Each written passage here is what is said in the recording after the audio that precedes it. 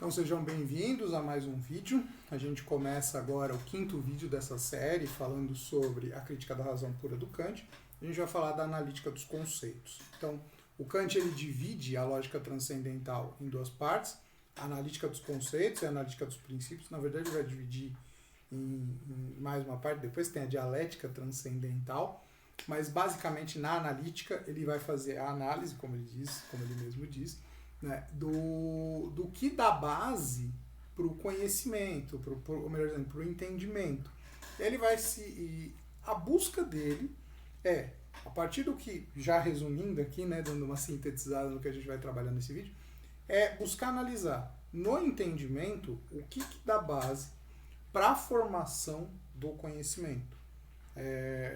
E mais do que dá base para a formação do conhecimento, quais são os conceitos que existem, quais são as estruturas que existem a priori no entendimento que nos possibilitam o conhecimento. Então, a partir da ideia de juízo, e boa parte do vídeo a gente vai ficar analisando aqui os tipos de juízo, a partir da ideia de juízo, o Kant vai colocar para a gente a tábua das categorias. Ele vai usar o mesmo termo usado por Aristóteles, as categorias que formam o ser, né, que constituem o ser, no pensamento aristotélico, só que no pensamento kantiano, as categorias elas estão presentes na nossa mente, estão presentes no nosso entendimento e são o que vão, de alguma forma, moldar e permitir o pensamento a partir da sensibilidade. Então vamos lá, começando aqui, primeiro slide. Então, analítica dos conceitos. Decomposição da faculdade do entendimento, busca de conceitos a priori sem conexão com a sensibilidade. Então, assim como a gente teve lá na estética transcendental, a busca das intuições puras ou intuições a priori, aqui o Kant está na busca de conceitos a priori, que uma vez que são aplicados à realidade, nos permitem conhecer as coisas. Então, dentro dessa análise, o Kant vai concluir que o entendimento, ele trabalha com juízos. O juízo, né, uma definição que está ali, é uma representação de uma representação. Porque uma vez que eu estou lidando com a associação de conceitos no juízo, eu estou, de certa forma, atribuindo na minha mente características a um determinado ser, associando características, associando questões. Isso vai ser muito importante dentro do pensamento kantiano, dentro dessa visão do entendimento, porque para o pensamento kantiano, o entendimento basicamente é a estrutura da nossa mentalidade, do nosso aparato cognitivo, que nos permite fazer a unificação do diverso. O diverso vem pela intuição, pela sensibilidade, e aí a sensibilidade vai trabalhar, o entendimento vai trabalhar em cima desses dados da intuição para, a partir deles, poder construir as ideias, poder construir o conhecimento. Isso a gente vai falar com mais calma no vídeo da semana que vem, no vídeo da segunda-feira, da semana que vem. Mas aqui a gente vai deduzir praticamente os conceitos. Mas, basicamente, essa análise toda do Kant, ela começa com o entendimento. Então, o entendimento ele trabalha com juízos, por isso que o Kant vai dizer que o entendimento é a faculdade de julgar. É um conhecimento imediato porque é uma representação da representação. Né? Conhecimento imediato é aquilo que eu absorvo a partir dos sentidos. O conhecimento imediato é aquilo que já tem uma certa elaboração, é quando eu associo informações. Por isso, representação de uma representação. Ele chega na conclusão de uma tábua dos juízos. E aí a gente tem aqui 4 tipos de juízo. Essa tábua, e principalmente os 4 tipos, eles vão ser importantes porque eles vão aparecer a analítica na tábua dos juízos, depois na tábua dos conceitos, né, das categorias, depois isso vai aparecer na tábua dos princípios. Então, ou seja, essas 4 relações que o Kant coloca pra gente, elas são importantes.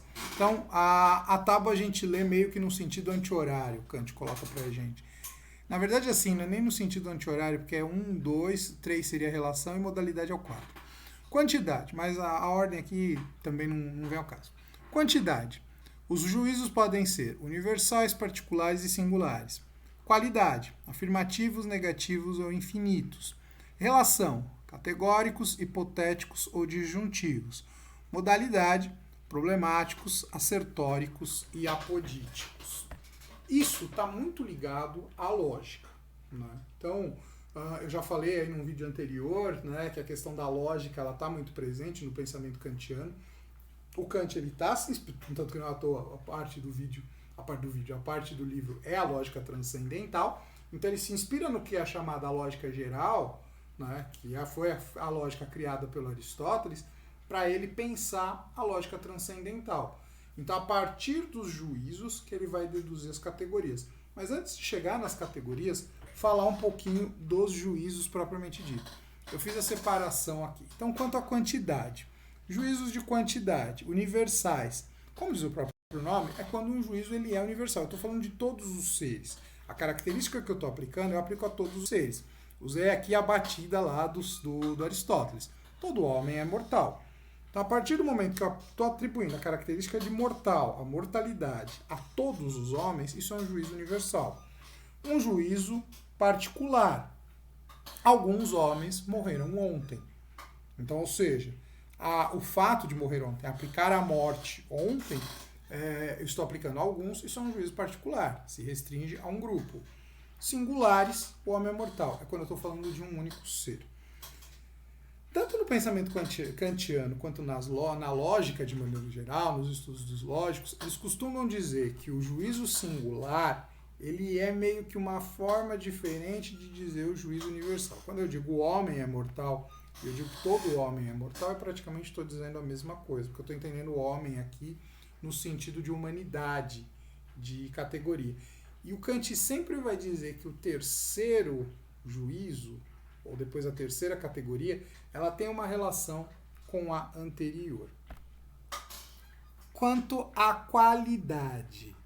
Então vamos lá. Juízo afirmativo, o homem é mortal. Estou afirmando alguma coisa de alguém. Juízo negativo, deuses não são mortais. Então estou negando alguma coisa de alguém. Juízos infinitos, a alma é não mortal. Para explicar o que é um juízo infinito, eu vou ler um trecho aqui do Kant, que eu acho que ele tenta explicar melhor do que se eu for falar sobre esse assunto. Cadê?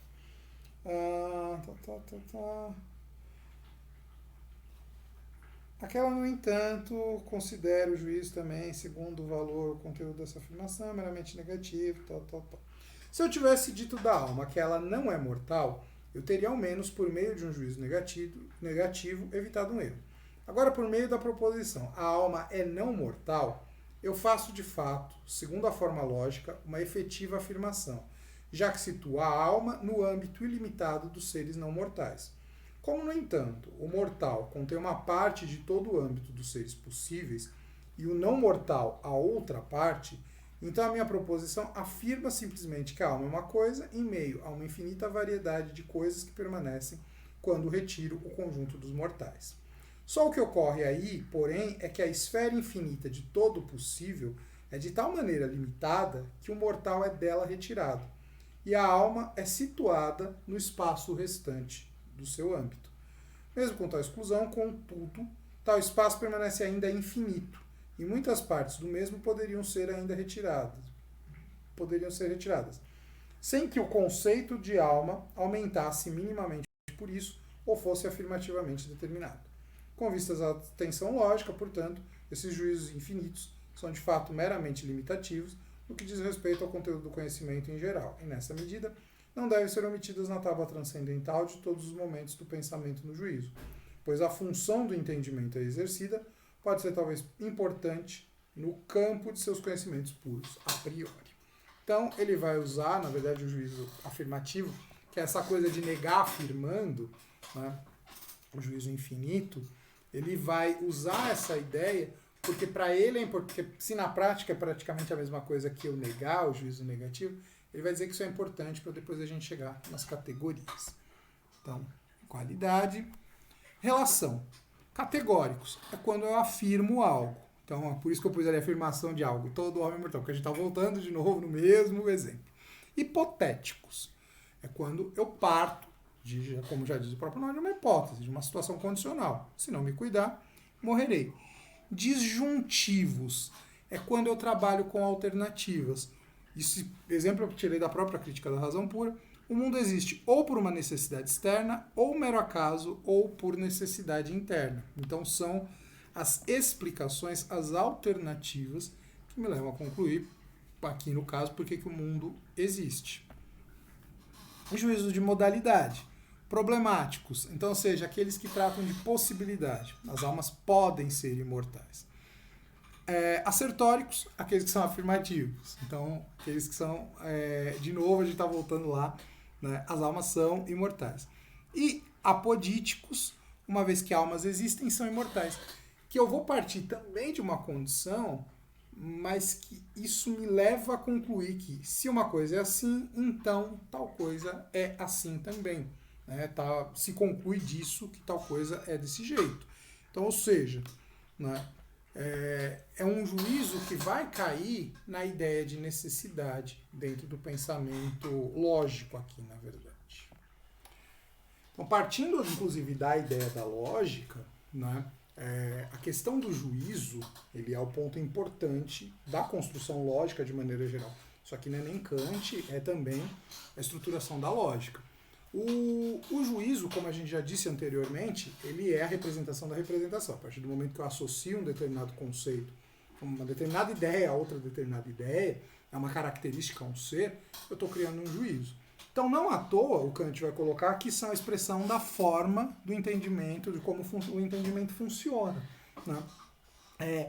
E a realização da síntese, em outras palavras, nada mais é do que como o juízo funciona, a construção do juízo.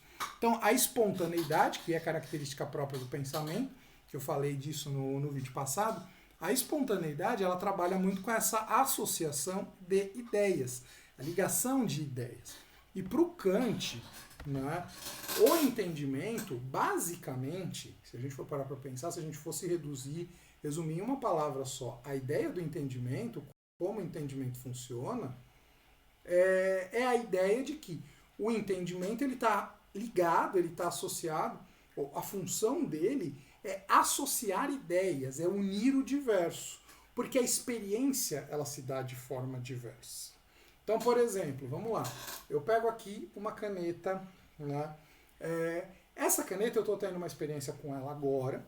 Vamos supor que eu estivesse aqui escrevendo alguma coisa. Estou usando essa caneta e, sei lá, eu paro por algum motivo, vou fazer alguma outra coisa, volto a mexer com ela. É a mesma caneta, mas concordam comigo que eu estou tendo uma outra, pensando na questão momentânea, eu estou tendo uma outra experiência com ela. Então, ou seja, de novo a nossa sensibilidade recebendo as características que ela apresenta. Então, o que me permite eu saber que essa caneta é a mesma que, de repente, eu usei há 10 minutos atrás, ou que eu usei um ano atrás, ou que eu usei 1 hora atrás, ou que eu usei ontem, enfim. Né? O que me permite isso é a questão de que o entendimento, a partir do que ele recebe da experiência, ele vai fazer essa unificação do diverso, das diversas experiências, seja da mesma coisa, em diversos períodos do tempo, em diversos momentos diferentes, ou de coisas diferentes, mas no mesmo lugar, enfim, ou em lugares diferentes, porque assim, aqui eu tenho duas iguais. Quando eu pego duas canetas dessas, o que me permite dizer que elas são canetas é porque eu abstraí dela características a partir do meu conceito, né, a partir da intuição, eu abstraí delas características e formei um conceito na minha mente, que são o mesmo conceito, que é o conceito que se aplica às duas. O entendimento, ele vai trabalhar com isso de acordo com o pensamento kantiano. Reunir o diverso, seja diversos seres diferentes, que têm a mesma característica, ou, às vezes, até o mesmo ser em diversos momentos diferentes, para eu poder fazer essa unificação do diverso. É isso que o Kant vai colocar pra gente. Então, ou seja, o entendimento, na base, ele é isso, ele é essa unificação, é fazer essa síntese do diverso para poder formar a experiência. Então, a síntese é a ação de somar diferentes representações, umas às outras, e abarcar sua diversidade em um conhecimento. Basicamente, o que eu acabei de falar aqui. Né? A síntese pura é quando o diverso é dado não empiricamente, mas sim a priori. Então, de novo, ele vai fazer o mesmo movimento que ele já fez lá na estética transcendental. Se na estética transcendental ele estava buscando, partindo da experiência, mas buscando elementos que não dependam da experiência, para eu poder formar, ter a experiência empírica, né? Aqui ele está buscando o que existe, o que pode existir na nossa mente para a gente poder formar os conceitos. E aí na base, dentro dessa ideia de que o entendimento é a faculdade, é a parte da nossa mente que forma do nosso aparato cognitivo, do nosso aparelho cognitivo, que permite a unificação do diverso, o Kant ele vai se baseando nos juízos, nos tipos de juízo, ele vai dizer que existem características a priori na nossa mente que nos permitem chegar à experiência. Então, só aqui para a gente já ir caminhando para essa dedução dos conceitos, né, das categorias, a síntese geral, ela é função da imaginação. Eu vou falar muito da imaginação no próximo vídeo. A imaginação está muito ligada aos sentidos, está muito ligada à sensibilidade, porque é a ideia exata de formar imagens a partir do que é a experiência material. E a síntese pura é a ideia de, a partir da análise, do entendimento, tentar entender quais são as estruturas que existem na nossa mente que nos permitem conhecer, que nos permitem ordenar como o fenômeno vem. E aí o Kant chega aqui na tábua das categorias. Então ele modifica, ele parte do mesmo princípio lá usado pelo Aristóteles, ele usa o mesmo conceito, categorias, mas ele muda totalmente, e aí ele vai dizer, bom, a gente pode classificar os fenômenos de 4 tipos, em relação à quantidade, em relação à qualidade, em relação à relação e em relação à modalidade. Quantidade, unidade, totalidade, pluralidade. O objeto é uno, a gente pode falar do total, do mundo, e a gente pode falar da pluralidade. Qualidade. A gente tem a realidade, a gente tem a negação e a gente tem a limitação. Relação. A gente tem a inerência e substância, substância e acidente, o que é o substrato da coisa e o que são os acidentes. Né? Causalidade e dependência. Isso também vai estar muito associado depois lá à contingência e necessidade. Causalidade, e é uma coisa importante dentro do pensamento kantiano, porque se ele está... Primeiro que ele está falando de metafísica, e metafísica fala das últimas causas, ou das primeiras causas, né, daquilo que dá origem a tudo.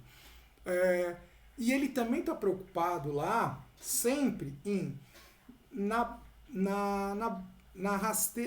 rabeira do Kant, na rabeira do Hume, partindo do que o Hume fala sobre causalidade, né? Que o Hume, ele nega a ideia de causalidade. O Kant não, ele nega a ideia de causalidade no sentido de que causalidade só é fruto de um hábito. A gente está acostumado a ver as coisas sempre acontecendo da mesma forma, então a gente deduz que ela vai acontecer da mesma forma sempre. O Kant vai dizer que não, a causalidade ela está na nossa mente. É ela que permite a gente entender a questão dos fenômenos. Então ela está muito presente. E a crítica da razão pura, ela vai estar muito preocupada com a questão da causalidade, até para depois quando ela for falar lá das provas da existência de Deus. Então, para o Kant, é próprio da mente, né, isso está no entendimento, trabalhar com a causalidade. E a comunidade, que é a questão de reunir tudo, né, é entender essa coisa dos seres concomitantes. Modalidade, possibilidade e impossibilidade, as coisas que podem ou não existir. Existência ou não existência, se a coisa existe ou não existe. E necessidade e contingência, ou seja, os seres que existem que são necessários, que precisam existir, e a contingência, os seres que existem, mas poderiam não existir. Isso também é um conceito aqui muito ligado à questão da metafísica. Afinal, quando a gente pensa na ideia de Deus, é um ser que tem a sua existência necessária, até porque ele não depende de outro para existir, ele existe por si mesmo. E aí, para a gente ir concluindo, aqui nesse último slide, eu coloquei a conexão. A gente tem ali a tábua dos conceitos em cima, que foi essa que eu acabei de mostrar, e embaixo a dos juízos. Então, os juízos e os conceitos são classificados por quantidade. Então, no caso, dos conceitos. Unidade, totalidade e pluralidade. No caso dos juízos, os juízos podem ser universais, particulares ou singulares. Quantidade, realidade, negação, limitação. Porque eles podem ser afirmativos, negativos ou infinitos. A relação, inerência e substância, causalidade e dependência, comunidade. Categóricos, hipotéticos e disjuntivos. E por fim, a possibilidade e impossibilidade, existência e não existência, necessidade e contingência, porque os juízos podem ser problemáticos, apodíticos ou assertóricos. Então, basicamente com isso, o Kant, ele aqui descreve para a gente que, a partir das formas como os juízos se apresentam, a gente consegue deduzir a existência dos conceitos, né, desses conceitos puros que dão toda a estrutura do funcionamento do nosso entendimento. Próximo vídeo, né, a gente vai se dedicar à segunda parte desse primeiro livro, que ele fala dos juízos, que ele fala da analítica transcendental. Então essa é a primeira parte da analítica transcendental, o próximo vídeo é a segunda parte. E aí ele vai mostrar como tudo isso. Mas basicamente, já meio que dando um spoiler, o próximo vídeo é o Kant falando dessa questão do como funciona a unificação do diverso. Que aí ele vai cair na questão da percepção, do eu penso, enfim. E aí a gente vai falar sobre isso com mais calma no próximo vídeo. Bom, com isso eu encerro esse vídeo. Esse vídeo me deu bastante trabalho para gravar. Tive vários problemas aqui de gravação. Mas enfim, eu espero que a série esteja agradando, embora eu sei que tem muito pouco espectador até agora. Mas enfim, de qualquer forma, não deixa de ser, como eu já disse, algo que eu tenho feito porque eu gosto de fazer e para mim é importante, é interessante, é uma realização. Tá analisando essa obra, tá gravando uma série de vídeos analisando essa obra. E com isso, então, eu encerro esse vídeo e a gente segue aí. No próximo, a gente fala da segunda parte da analítica transcendental.